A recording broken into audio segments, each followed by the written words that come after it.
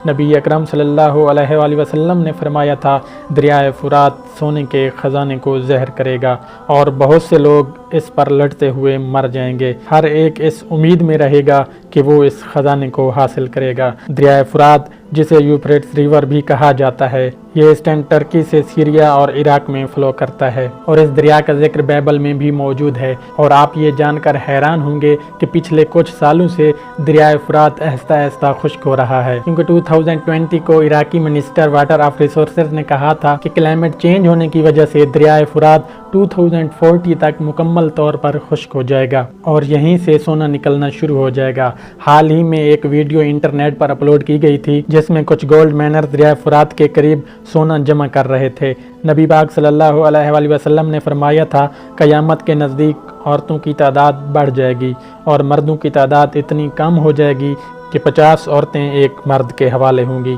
اب تک دنیا میں مردوں اور عورتوں کی آبادی تقریباً برابر ہے، لیکن یونائٹڈ نیشن کی رپورٹ کے مطابق 2050 تک عورتوں کی آبادی مردوں کی آبادی کے مقابلے میں زیادہ ہو جائے گی۔